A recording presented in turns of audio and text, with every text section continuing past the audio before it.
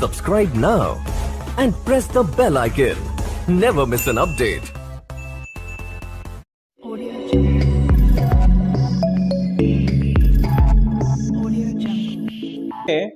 Life process chapter 6 में जो starting है ना, वो कैसे होता है कि एक चीज़ लिविंग है या नॉट लिविंग है ना, या अलाइव है या नॉट अलाइव है या डेड है ना, कैसे डिफ्रेंशिएट किया जाए। तो देखा जाता है मूवमेंट से डिफ्रेंशिएट किया जाता है बेसिकली, है ना। अगर कोई चीज़ में मूवमेंट हो रहा है तो लिविंग है ना। जैसे हम लोग डिस्कस किया था कि इंसान चल रहा है, बात कर रहा है ना, गाय बिल्ली चूहा ये सब इधर उधर कर रहा है, तो हम लोग मानते हैं कि ये लिविंग है ना, ये अलाइव है। और अगर बातचीत नहीं कर पा रहा है ना, तो वो उसको मान लिया जाता है कि वो क्या है, डेड है ना। तो अगर इस बेसिस पे देखा जाए तो क्या हम मान सकते हैं कि अगर इंसान सोया हुआ जिसमें जो कुछ हरकत नहीं कर रहा है तो उसको क्या डेड माना जा सकता है। उनमें भी मूवमेंट हो रहा है ना, मूवमेंट को हम लोग बेसिस मान रहे थे। अगर मूवमेंट हो रहा है उनमें भी, देखते सांस ले रहे हैं तो क्या हो रहा है ना, वो बॉडी मूव कर रहा है, तो हम लोग मानेंगे कि नहीं, मरा हुआ नहीं है, जिंदा ही है ना। तो प्लांट्स के केस में अगर देखा जाए तो उनमें तो मूवमेंट भी शो नहीं होता, तो क्या उनको डेड मान लिया जाए? हाँ, उनको भी डेड नहीं माना जा सकता। क्यों नहीं माना जा सकता? क्योंकि उनमें भी है ना चीज़ों का मूवमेंट हो रहा है। पानी एक जगह से दूसरी जगह है ना, एकदम रूट से शूट की तरफ जा रहा है, पत्ते जो है खिले हुए हैं, है ना, फूल खिल रहा है ना, मूवमेंट हो रहा है, ग्रोथ हो रहा है ना। तो प्लांट्स को भी हम लोग डेड नहीं मान सकता, है ना। तो ज़्यादातर ये कोई भी कलर ऑफ प्लांट्स हो, ग्रीन कलर हो या नॉन ग्रीन कलर हो, तुम देखोगे उनमें ग्रोथ हो रहा है ना। उनका जो है पत्तियाँ जो है वो हरा भरा है, मतलब खिला हुआ है, उनमें फूल आ रहा है ना, धीरे धीरे ग्रोथ भी हो रहा है। कोई प्लांट्स हैं जिनमें ग्रोथ नहीं हो रहा है, स्टिल उन लोग लिविंग है, क्योंकि उनमें पत्तियां जो है, उनका लीव्स जो है वो है ना कॉन्टिन्यूअसली गिर रहा है, फिर उग रहा है ना। तो हम उनको लिविंग ही मानेंगे, है ना। अब यहाँ पे एक मतलब एक डिबेटफुल केस है, वो है वायरसेस के बारे में, है ना। वायरस का डिबेटफुल केस क्यों है? क्योंकि वायरसेस जब तक बॉडी के ऑर्गेनिज्म के बॉडी के बाहर रहता है तब तक उसको डेड माना जाता है ना। लेकिन जैसे ही वो बॉडी के अंदर आता है, जैसे कोविड है ना, कोविड-19 कोरोना वायरस है ना, जैसे ऑर्गेनिज्म के अंदर आता है वो लिविंग हो जाता है, सक्रिय हो जाता है, एक्टिव हो जाता है, और फिर क्या करता है, अपना ग्रोथ मल्टीप्लिकेशन शुरू कर देता है। कैसे करता है वो? तो जिस ऑर्गेनिज्म के अंदर जाएगा उसका सेल का मैकेनिज्म को यूज करेगा वो, है ना। मैकेनिज्म यूज करके वो क्या करेगा, अपने आप जैसा बनवाएगा, उससे जो रिक्वायरमेंट है वो सब उससे फुलफिल करेगा। प्रोटीन चाहिए, ऐसा ये चाहिए, वो बोल के ऐसा ऐसा करके दो, करवा लेगा, है ना। जैसे मान लो तुम कोई इंसान है बाहर में, है ना, वो इनएक्टिव है ना, लेकिन अचानक से तुम्हारे घर में आया, एक्टिव है, कोई ऐसे नॉर्मल बैठा हुआ है, लेकिन वैसे जैसे तुम्हारे घर में आया, क्या कर रहा है, तुमको एक बंदूक दिखा दिया, बोला कि ये काम करो, वो काम करो, है ना, ये बना के दो, ये मतलब अलमारी से सोना निकाल के दो, है ना। तो ऐसे ऐसे करके तुम्हें क्या किया जाएगा, तुम्हें मैनिपुलेट करके तुमसे काम करवाया जाएगा। उसी तरीके से ये वायरस है, ये भी बॉडी के अंदर जा करके उसको, है ना, धमकी दे करके काम करवाता है कि ये करो वो करो मेरे लिए। तो इस केस में वो एक्टिव हो जाता है। तो ये दोनों ही सिचुएशन आ रहा है ना, यहाँ लिविंग भी है और नॉन लिविंग भी है। जब तक बॉडी के बाहर तो नॉन लिविंग, बॉडी के अंदर आ गया तो लिविंग हो गया, राइट, समझ गए। हाँ, तो ये एक ऐसा मतलब डिबेट है। लोगों में बहुत साइंटिस्ट है जो मानते हैं कि कुछ मानते हैं कि वायरसेस डेड है, कुछ मानते हैं वायरसेस लिविंग है, ठीक है। लेकिन जितने भी बायोलॉजिस्ट है, एकदम टॉप मोस्ट बायोलॉजिस्ट, उन लोग सब ये एक चीज मानते हैं कि मॉलिक्यूलर मूवमेंट, मॉलिक्यूल्स का मतलब है ना, मॉलिक्यूल्स किसे कहते, कौन से मॉलिक्यूल्स का मूवमेंट चाहिए होता है बेसिकली?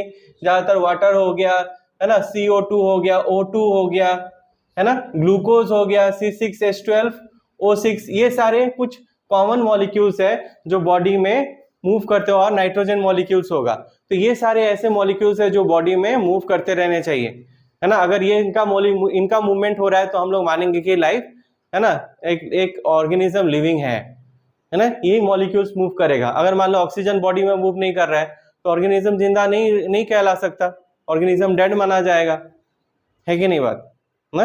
अगर मान लो कि कार्बन डाइऑक्साइड बॉडी से बाहर नहीं निकल पा रहा है, इसका मतलब लाइफ नहीं है। तो मॉलिक्यूलर मूवमेंट होना जरूरी है। अगर मॉलिक्यूलर मूवमेंट है तभी लाइफ, है ना, या लिविंग ऑर्गेनिज्म अलाइव है अगर मॉलिक्यूलर मूवमेंट नहीं है तो लिविंग ऑर्गेनिज्म डेड है। समझ में आया ना? हाँ, अभी तुम देखो ये सारे मूवमेंट्स तुमको कहाँ किस लेवल में दिखाई देगा? सेलुलर लेवल में, है ना।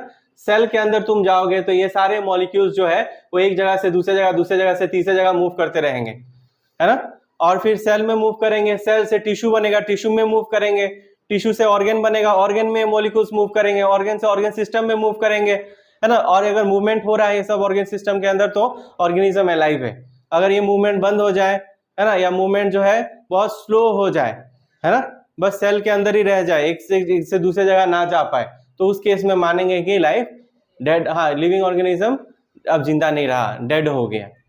समझ में आया ना? ये मॉलिक्यूलर मूवमेंट ही बेसिस है लाइफ का, है ना। अगर मॉलिक्यूलर मूवमेंट हो रहा है तो हम लोग मानेंगे कि लाइफ एग्जिस्ट करता है। अभी देखो जब ये मॉलिक्यूलर मूवमेंट हो रहा है, मॉलिक्यूलर मूवमेंट को तुम मान लो गाड़ी का मूवमेंट हो रहा है ना, कार का मूवमेंट। मान लो अगर कार अगर चल रहा है, मान लो हमारा जो ये असम है, स्टेट है ना, इसमें अगर गाड़ी मूव कर रहा है इधर से उधर, तब मान लेंगे कि ये इसमें जीवन है। और गाड़ी उड़ी चलना बंद हो गया, सब कुछ, है ना, लोगों का मूवमेंट बंद हो गया, तो क्या मानेंगे, है ना, ये असम में अलाइव नहीं है, जिंदा नहीं है असम। समझा कि नहीं? तो इसी तरीके से अगर देखा जाए ऑर्गेनिज्म के अंदर, वो गाड़ी व्हीकल का काम कौन करता है? मॉलिक्यूल्स, है ना। मॉलिक्यूल्स मूव कर रहा है तो यानी वो ऑर्गेनिज्म जिंदा है, अगर मॉलिक्यूल्स मूव नहीं कर रहा है यानी ऑर्गेनिज्म डेड है। समझ में आया ना? अब देखो अगर गाड़ी चलता है रास्ते में तो क्या होगा बताओ? अगर गाड़ी चलेगा रास्ता में तो गाड़ी में तोड़फोड़, गाड़ी के वजह से रास्ता में तोड़फोड़ होगा, इधर उधर कभी लग गया, स्ट्राइक हो गया, है ना, इसके साथ हिट हो गया तो ये टूट गया, कभी रास्ता टूट गया, कभी रास्ता, है ना, फट गया, है ना, रास्ता में कहीं गड्ढा उड्ढा हो गया, तो उसका क्या करना होगा फिर? अगर वो गड्ढा को होते अगर वो गड्ढा अगर हम लोग कंटिन्यूअसली गड्ढा को रिपेयर ना करें और कंटिन्यूअसली गड्ढा होते चला जाए तो एक टाइम के बाद वहां से लोग जाना नहीं पसंद करेंगे, है कि नहीं? तो रिपेयरिंग होना चाहिए कि नहीं, है ना। रिपेयरिंग का काम जैसे जैसे मॉलिक्यूलर मूवमेंट होगा तो वहां पे क्या होगा? कुछ ब्रेक डाउन होगा, चीजों का टूटना होगा, कुछ सेल्स, कुछ टिश्यूज टूट सकते हैं, तो उनका रिपेयरिंग करते रहना जरूरी है ताकि वो जगह से आने जाना मॉलिक्यूल आराम से कर पाए, है ना। मॉलिक्यूल ही करेगा, जो लोग जा रहे हैं, अभी जब रास्ता खराब हो रहा है तो जो रास्ता में चला रहा है गाड़ी वही तो पैसा भरता है ना, है, वही तो पैसा देता है टैक्स के रूप में, तभी तो गवर्नमेंट रास्ता बना के देता है। वो डायरेक्टली नहीं बुलाता है लोगों को, है ना, लेकिन वो पैसा देता है, उसी पैसा से रास्ता बनता है। तो उसी तरीके से जब मॉलिक्यूल्स मूव करेगा तो उनमें से कुछ मॉलिक्यूल्स होगा वो वहां कंट्रीब्यूट कर देगा कि ये लो, ये सारी चीज यहाँ ये जगह को बना लो, एनर्जी के फॉर्म में, ऑक्सीजन के फॉर्म में, जाके वो चीज वहां दे दिया, डिपॉजिट कर दिया जाएगा, और वहां का जो टिश्यूज होगा, सेल्स होगा, वो उसको क्या करेगा? वहां प्रोटीन वोटीन बना करके, लिपिड्स बना करके वो जगह को भरपाई करेगा, रास्ता को ठीक कर देगा। बात समझ में आ रहा है ना? हाँ, तो इस तरीके से रिपेयरिंग का काम भी चलते रहना चाहिए। अगर मॉलिक्यूलर मूवमेंट हो रहा है तो रिपेयरिंग होना भी जरूरी है। अगर रिपेयरिंग नहीं हुआ तो क्या होगा? हाँ, एक टाइम के बाद वहां से मॉलिक्यूल मूव करना बंद कर देगा, उस केस में भी लाइफ हम लोग बोलेगा कि ऑर्गेनिज्म लिविंग नहीं रहा, अब is not alive, organism is not alive. समझ में आ रहा है कि नहीं? हाँ, मान लो एक जगह से मेरे यहाँ से ही जा रहा है और यहाँ पे मान लो गड्ढा हो गया या फिर फट उठ गया यहाँ पे सेल्स, टिश्यूज, तो क्या होगा? वहां से अब नहीं जाना चाहेगा, बोले कैसे जाएगा, है ना, वहां सीधा रास्ता ही खराब है यहाँ का, तो जाना बंद कर देगा। फिर ये जगह जो वो डेड माना जाएगा, यहाँ पे अब कोई चीज का मूवमेंट ही नहीं हो रहा है, ऑक्सीजन नहीं जा रहा है ना एनर्जी जा रहा है, तो ये जगह में मूवमेंट नहीं दिखा जाएगा, ये हिस्सा डेड होगा। ऐसे बॉडी के अंदर में अगर तो एक ऑर्गन के थ्रू अगर मॉलिक्यूल्स मूव नहीं कर रहा तो वो ऑर्गन धीरे धीरे डेड हो जाएगा, है ना। ऑर्गन डेड होने का मतलब है ऑर्गेनिज्म भी सर्वाइव नहीं कर पाएगा एक ऑर्गन डेड हो गया तो, क्योंकि हर ऑर्गेनिज्म के बॉडी में इंपॉर्टेंट होता है, उसका कुछ फंक्शन होता है, फंक्शन जैसे ही परफॉर्म नहीं करेगा वो दूसरे ऑर्गन को डिफेक्ट करेगा। समझ में आ रहा है ना? तो इसलिए मॉलिक्यूलर मूवमेंट होना जरूरी है, और मॉलिक्यूलर मूवमेंट जब भी होगा तो क्या होने वाला है? कुछ ना कुछ ब्रेक डाउन होगा ही, टूटे फूटेगा, और टूटे फूटेगा तो क्या करना पड़ेगा? मेंटेनेंस का जॉब करना पड़ेगा, है ना, मेंटेनेंस करना पड़ेगा, उसका ठीक ठाक करते रिपेयर करना पड़ेगा। और बच्चे के केस में अगर देखा जाए तो वहां पे क्या करना पड़ेगा? रिपेयरिंग होने के साथ साथ वहां पे डेवलपमेंट भी काम करना है, खाली रिपेयर करने से नहीं होगा। एक बूढ़ा आदमी है तो वो बस रिपेयरिंग में चल जाएगा, समझा कि नहीं? एक घर बना हुआ है तो रिपेयरिंग करते करते चल जाएगा, है ना, लेकिन मान लो कि अगर जगह खाली है तो वहां पे एक जगह रिपेयरिंग भी होगा, कहीं कहीं डेवलपमेंट भी होगा। एक छोटे बच्चे के केस में क्या होगा? खाली रिपेयरिंग करने से हो जाएगा? नहीं, उसमें बहुत सारा मटेरियल चाहिए होगा, है ना, ताकि रिपेयरिंग के साथ साथ क्या कर पाए, डेवलपमेंट कर पाए। तो उसके लिए और भी ज्यादा मॉलिक्यूलर मूवमेंट का जरूरत पड़ेगा, इसलिए बच्चा लोगों का नरिशमेंट बहुत ही ज्यादा इंपॉर्टेंट होता है ना। उसको खाना पीना, उसको सही से सोना, ये सब करने से क्या होगा, उसका बॉडी में मॉलिक्यूलर मूवमेंट ज्यादा होगा, तो उसका बॉडी ग्रोथ डेवलपमेंट अच्छे से करेगा अलॉन्ग विथ रिपेयरिंग। टूटता फूटता भी है और रिपेयरिंग डेवलपमेंट भी बहुत अच्छा होता है।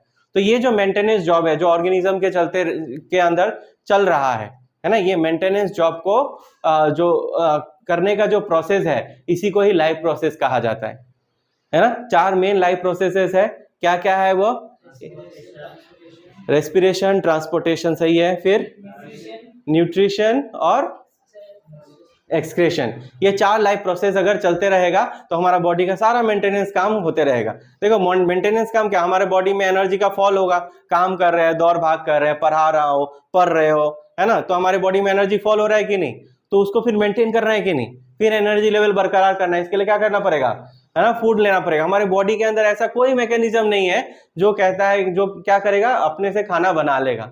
हमारे बॉडी के अंदर ऐसा कोई फीचर नहीं है, भगवान ने फीचर बना के नहीं भेजा है कि एनिमल के बॉडी के अंदर में कि ये फीचर है, इसको ऑन करो, चाहे ऐसे ध्यान लगाओ और बॉडी में एनर्जी जनरेट होना शुरू हो जाएगा। जो भी हो, एनर्जी हमें बाहर से ही लेना है। प्लांट्स का बात अलग है, प्लांट्स, है ना, कुछ इनऑर्गेनिक सब्सटेंसेस को लेकर के, जैसे कि कार्बन डाइऑक्साइड और वाटर को लेकर के उन लोग क्या कर सकते हैं, अब उन लोग फूड बना सकते हैं, हम लोग नहीं बना सकते, समझा कि नहीं। हम लोग ऑक्सीजन है, कार्बन डाइऑक्साइड ले लिया और पानी पी लिया तो हमारा शरीर नहीं भरेगा, हम लोग का शरीर के अंदर एनर्जी नहीं आएगा। हमें क्या करना पड़ेगा, बाहर से, है ना, कुछ एनर्जी सोर्सेज जैसे कि फूड को इनहेल करना पड़ेगा, और फिर इनहेल करके क्या करना पड़ेगा, उसको डाइजेस्ट करना पड़ेगा, एब्जॉर्ब करना पड़ेगा। समझ में आया ना। तो ये जो प्रोसेस है of taking of food from the outside to inside and utilizing it for energy production, है ना, इस प्रोसेस को क्या कहते हैं, न्यूट्रिशन कहते हैं। समझ में आया ना। तो लाइफ प्रोसेस का पहला पार्ट न्यूट्रिशन ये है, बाहर से फूड लेना और लेकर के क्या करना, उसको बॉडी के अंदर डालना और उससे एनर्जी डिराइव करना, है ना, ताकि हम लोग अपना जो भी हो एक्टिविटीज परफॉर्म कर पाए। समझ में आ रहा है ना। न्यूट्रिशन क्या है, utilizing to get energy from various processes to take place. और ये सारे प्रोसेसेस हमारे बॉडी के अंदर किस वजह से होता है, अगर हमें एनर्जी मिलता है तो ग्रोथ डेवलपमेंट हम लोग कर पाएंगे, है कि नहीं। इस वजह से फूड जरूरी है ना, वरना रिपेयरिंग का काम, ग्रोथ डेवलपमेंट नहीं हो पाएगा, है ना। अच्छा, उसके बाद देखो जो न्यूट्रिशन में मेन चीज है ना, मेन तीन चार चीज मेन होता है ना न्यूट्रिशन में। न्यूट्रिएंट्स, है ना, न्यूट्रिशन और न्यूट्रिएंट्स रिलेटेड है। न्यूट्रिएंट्स क्या है, वो कंपोनेंट्स है जो हमारे बॉडी के लिए जरूरी है, जैसे कि कार्बोहाइड्रेट्स, जैसे कि फैट्स, है ना, या लिपिड्स, या फिर प्रोटीन्स, है ना, मिनरल्स, विटामिन्स, है ना, ये सारी चीजें हमारे बॉडी के लिए जरूरी है कि नहीं। तो ये सारे क्या है, न्यूट्रिएंट्स, है ना। और ये इन सबको बॉडी के अंदर लेने का जो प्रोसेस है, अब नेचर में तुमको डायरेक्ट नहीं मिल जाएगा। डायरेक्ट हमारे बॉडी के लिए क्या चाहिए, ग्लूकोज चाहिए। नेचर में कहीं डायरेक्ट ग्लूकोज रखा हुआ नहीं है कि ले लिया और बॉडी में गया और ग्लूकोज काम करना शुरू कर दिया, है ना। नेचर में तुमको स्टार्च के फॉर्म में मिलेगा ये कार्बोहाइड्रेट। स्टार्च को लेना पड़ेगा बॉडी के अंदर और बॉडी उसको अपने तरीके से तोड़ेगा, समझा कि नहीं, ब्रेक डाउन करेगा, है ना। मेटाबॉलिक एक्टिविटीज चलेगा उसके अंदर, एंजाइम्स छोड़ेगा उसके ऊपर, तोड़ फोड़ के एकदम तोड़ मरोड़ के क्या करेगा, उसको ग्लूकोज में बदल देगा। जैसे ग्लूकोज बॉडी में आ जाएगा, सेल जैसे ये ब्लड के अंदर आ जाएगा, ब्लड उस पर एकदम झूम उठेगा, उसको सब हिस्सा में लेके घूमेगा, जिसको चाहिए दे देगा, बोलेगा ये लो, ये हम बना लिया है, समझा कि नहीं, हमारा रिसर्च सक्सेसफुल हो गया, हमारे पास सब ग्लूकोज रेडी है, अब सब सेल ले सकते हो, यूटिलाइज करो, एंजॉय करो। समझ में है कि नहीं। तो उसी तरीके से हमारे बॉडी में जितने भी चीजें हैं जो बाहर से लिया जाता है उसको तोड़ा जाता है, समझ में है कि नहीं। तोड़ करके क्या करते हैं, फैट्स को, है ना, फैट्स को मतलब बॉडी के अंदर लिया जाता है और लेने के बाद फैटी एसिड या ग्लिसरॉल में तोड़ा जाता है और तोड़ के फिर हमारा जो ब्लड है उसको वो एब्जॉर्ब कर लेता है और फिर बॉडी में, है ना, अलग अलग पार्ट्स में लेके जाता है जहां उसको स्टोर किया जा सकता है, ठीक है, यूटिलाइज किया जा सकता है वहां पे। आ रहा है बात समझ में। अच्छा, इसके अलावा देखो, ये तो हो गया हमारा न्यूट्रिशन हो गया। न्यूट्रिशन में हमें मेन चीज जो था वो इसके बारे में डिस्कस करा था, वो ग्लूकोज बॉडी में आ गया, यानी एनर्जी आ गया हमारे पास। अब ये एनर्जी समझो वो लेबर की तरह है। लेबर को तुमने बुला लिया है घर में, तो क्या लेबर बुला लिया तो घर बनना शुरू हो जाएगा, घर का काम अपने आप होना शुरू हो जाएगा। हाँ, क्या करना पड़ेगा बताओ। हाँ, क्या देना पड़ेगा लेबर को। हाँ मेटेरियल्स देना पड़ेगा, ईटा बालू पत्थर, मतलब ईटा बालू, उसके बाद तुम्हारा जो सीमेंट है ना, ये सब चीजें देना पड़ेगा उसको, और सामान उमान जो भी उसको चाहिए, तगारी उगारी ये सब देना पड़ेगा, तभी तो वो करेगा ना, रिपेयरिंग का काम करेगा। समझो ये सब सेल्स, ये सब जो ये है मॉलिक्यूल्स है हमारे बॉडी के अंदर रिपेयरिंग का काम करने वाला है, लेकिन रिपेयरिंग का काम करने के लिए क्या चाहिए होगा, ये सब मटेरियल चाहिए होगा। समझा कि नहीं? देखो तो ये जो ग्लूकोज जो हमारे बॉडी के अंदर में है, इससे एनर्जी पहले जो डिराइव कर लेंगे हम लोग, है ना, पहले हम लोग बातचीत कर लेते हैं लेबर से कि कितना में वो काम करेगा, है कि नहीं। तो ये ग्लूकोज हमारे बॉडी में चला गया है, अब ये ग्लूकोज से हमें एनर्जी नहीं मिलेगा, हमारा बॉडी ग्लूकोज को एनर्जी नहीं मानता है, उसको उससे एनर्जी नहीं ले सकता है। समझा कि नहीं? ग्लूकोज बस एक फॉर्म है जिसके अंदर हमारे बॉडी के अंदर ये चीज एंटर कर सकता है, हमारे सेल्स के अंदर, हमारे है ना, हमारे ब्लड के अंदर, हमारे सेल्स के अंदर जो कार्बोहाइड्रेट है वो एंटर करने का एक प्रोसेस हो गया, एक फॉर्म हो गया जो है ग्लूकोज। अब ये ग्लूकोज जो है उससे हमें एनर्जी नहीं मिलेगा, इसको क्या करना पड़ेगा, तो इसको रेस्पिरेशन के द्वारा क्या करना पड़ेगा, हमें ऑक्सीजन को बॉडी के अंदर लेना पड़ेगा। समझा कि नहीं? ऑक्सीजन जब बॉडी के अंदर आएगा, फिर ये बॉडी के अंदर आने के बाद इसको अलग अलग पार्ट्स में भेजा जाएगा।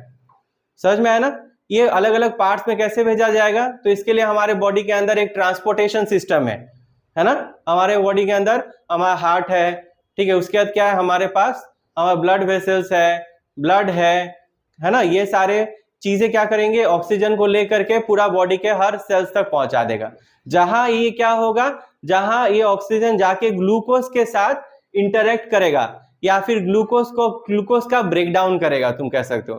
ग्लूकोज को क्या करेगा, ये ऑक्सीजन तोड़ेगा, और तोड़ने से क्या होगा, तो तोड़ने के बाद, ग्लूकोज को तोड़ने के बाद हमारा बनेगा एटीपी, एडोनिसिन ट्राइफॉस्फेट। अब ये क्या है, ये हमारा बॉडी का एनर्जी करेंसी है। समझ में आया कि नहीं? क्या है ये हमारा बॉडी का एनर्जी करेंसी, हमारा बॉडी इसे एनर्जी यूनिट मानता है। समझा कि नहीं? एडोनिसिन ट्राइफॉस्फेट, है ना। अब हमें कोई भी काम करना है, हमारा बॉडी क्या बोलेगा, हमें एटीपी चाहिए, है ना। तो एटीपी कैसे बनेगा, तो एक ग्लूकोज जो है, ग्लूकोज को किसके माध्यम से तोड़ना पड़ेगा, ऑक्सीजन के माध्यम से। अगर ऑक्सीजन मिला उसको, तो एक ग्लूकोज टूट के एटीपी देगा। इस वजह से सांस लेना बहुत जरूरी है। किसी का सांस बंद हो जाता है तो लाइफ बंद हो जाता है। क्यों? क्योंकि फिर ये एनर्जी प्रोडक्शन नहीं होता है, और एनर्जी प्रोडक्शन नहीं होगा तो हमारा मॉलिक्यूल्स मूव कैसे करेगा, हमारा मॉलिक्यूल्स को एक जगह से दूसरे जगह मूव करवाने के लिए क्या चाहिए, एनर्जी चाहिए। एनर्जी चाहिए होगा तभी मूवमेंट होगा, और अगर एनर्जी नहीं मिला, ऑक्सीजन बंद हो गया, एनर्जी प्रोडक्शन बंद हो जाएगा, तो मॉलिक्यूल को जो फोर्स गवर्न करता है या मूव करवाता है ना, वो फोर्स खत्म हो जाएगा, वो एनर्जी खत्म हो जाएगा जो मॉलिक्यूल्स को एक जगह से दूसरी जगह मूव करेगा। तो इस केस में भी ऑर्गेनिज्म लिविंग नहीं रहेगा। समझ आ रहा है बात? हाँ, समझ रहे हो ना? तो ये चीज हो गया। उसके बाद देखो, ये ट्रांसपोर्टेशन सिस्टम हम लोगों ने डिस्कस किया। अभी एक इंपॉर्टेंट बात आ जाता है कि यूनिसेलुलर ऑर्गेनिज्म और मल्टीसेलुलर ऑर्गेनिज्म में जो रेस्पिरेशन प्रोसेस है वो कैसे डिफरेंट है।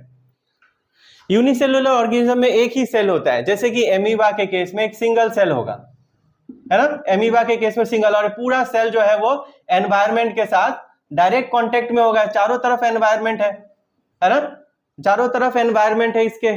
तो डायरेक्ट कांटेक्ट में होने की वजह से इसको कोई सिस्टम का इतना जरूरत नहीं है, क्योंकि ये सिंपल डिफ्यूजन से, है ना, सिंपल डिफ्यूजन से अपना जो भी रिक्वायरमेंट है वो पूरा कर लेगा। तो पहले देखते हैं कि ये रेस्पिरेशन का रिक्वायरमेंट, ऑक्सीजन का रिक्वायरमेंट कैसे पूरा करता है। तो इसके बॉडी के अंदर मान लो कि ऑक्सीजन का कमी हो गया, ऑक्सीजन बाहर ज्यादा होगा, बॉडी के अंदर कम हो गया, यहाँ कम है O2, और यहाँ O2 क्या है, ज्यादा है। ऑक्सीजन बाहर ज्यादा है, अंदर कम है, तो क्या होगा, सिंपल डिफ्यूजन के माध्यम से ऑक्सीजन जो है वो सेल के अंदर में घुसना शुरू कर देगा। आ रहा है बात समझ में? डिफ्यूजन में क्या होता है, diffusion means what, movement of substances या gaseous substances from a region of higher concentration to a region of lower concentration. समझ में आया कि नहीं? Through a semi permeable membrane. तो यहाँ पे एक मेम्ब्रेन है, अब ये मेम्ब्रेन के माध्यम से क्या करेगा, हायर कंसंट्रेशन से लोअर कंसंट्रेशन की ओर मूव करना शुरू कर देगा। और देखो नेचर ऐसे बना हुआ है, नेचर में CO2 का मात्रा कम है, बहुत कम है ना, लगभग 0.03 के आसपास होगा। तो अंदर में प्रोडक्शन ज्यादा हो जाएगा, जैसे ऑक्सीजन अंदर जाएगा तो ये जो रेस्पिरेशन का एक बाई प्रोडक्ट है, क्या है वो? CO2, कार्बन डाइऑक्साइड एक रेस्पिरेशन का बाई प्रोडक्ट है। तो जैसे ही CO2 का मात्रा ज्यादा होगा बाहर के मुकाबले अंदर में, तो CO2 क्या करेगा? CO2 बाहर निकलना शुरू कर देगा थ्रू सिंपल डिफ्यूजन। तो इस तरीके से एमीबा अपना रेस्पिरेशन प्रोसेस को परफॉर्म करता है। क्या ये प्रोसेस मल्टीसेलुलर ऑर्गेनिज्म में एप्लीकेबल है? क्यों नहीं? क्यों नहीं भाई, क्यों नहीं? हाँ, ये प्रोसेस जो है ना सिंपल डिफ्यूजन, एक बहुत ही क्या है? स्लो प्रोसेस है। कैसा प्रोसेस है मनीषा? स्लो प्रोसेस है, बहुत धीरे धीरे होता है ना? स्लो प्रोसेस है। इतना स्लो प्रोसेस है, मल्टीसेलुलर ऑर्गेनिज्म के अंदर इतना सारा सेल्स होता है ना? इतना स्लो प्रोसेस से हमारे अंदर वो ऑक्सीजन का रिक्वायरमेंट फुलफिल नहीं किया जा सकता। 2 नंबर पॉइंट क्या है? सेकंड पॉइंट, और क्या क्या प्रॉब्लम है कि राइज हो सकता है अगर सिंपल डिफ्यूजन के थ्रू मल्टीसेलुलर ऑर्गेनिज्म रेस्पिरेशन करना चाहे तो, या ऑक्सीजन का रिक्वायरमेंट फुलफिल करना चाहे तो? यस, हमारा सारा सेल एटमॉस्फेयर के साथ कांटेक्ट में नहीं है। एमीबा का पूरा सरफेस है ना एटमॉस्फेयर के साथ कांटेक्ट में है। हमारा क्या हर सेल एटमॉस्फेयर के साथ कांटेक्ट में है? नहीं, सिर्फ स्किन वाला लेयर ही एटमॉस्फेयर के साथ कांटेक्ट में है, और बाद बाकी जो ऑर्गन है अंदर में वो सब का सेल्स कांटेक्ट में नहीं है। तो डिफ्यूजन कैसे हो सकता है ना? और एक रिसर्च के द्वारा या फिर तुम कहीं पे पढ़ने को तुम्हें मिलेगा कि अगर सिंपल डिफ्यूजन के द्वारा अगर हम लोग ऑक्सीजन को लंग्स तक ले ले और लंग्स से टो तक जाने के लिए इसको 3 साल लग जाएगा।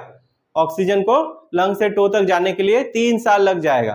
तो एक बहुत ही स्लो प्रोसेस है सिंपल डिफ्यूजन प्रोसेस। तो ये मल्टीसेलुलर ऑर्गेनिज्म में काम लायक नहीं है। बहुत इंपॉर्टेंट क्वेश्चन है ये, समझ में आ रहा है ना? ओके, सारा तुम्हें यहां से मिल जाएगा। ओके, उसके बाद दूसरा चीज है, देखो बॉडी में रेस्पिरेशन जब भी हो रहा है ना, रेस्पिरेशन या रेस्पिरेशन रिलेटेड प्रॉब्लम, तो हम लोग बोलते हैं कि ये बेसिकली ज्यादातर किस तरह का रिएक्शन है? ऑक्सीडेशन रिडक्शन रिएक्शन है ना? ऑक्सीजन कहीं ऐड हो रहा है तो ऑक्सीडेशन हो जाएगा, और ऑक्सीजन कहीं से रिमूव हो रहा है तो रिडक्शन हो जाएगा। तो हमारा रेस्पिरेशन जो बॉडी में होते रहता है उसमें मेन जो रिएक्शन है वो है ऑक्सीडेशन रिडक्शन रिएक्शन। समझ रहे हो ना?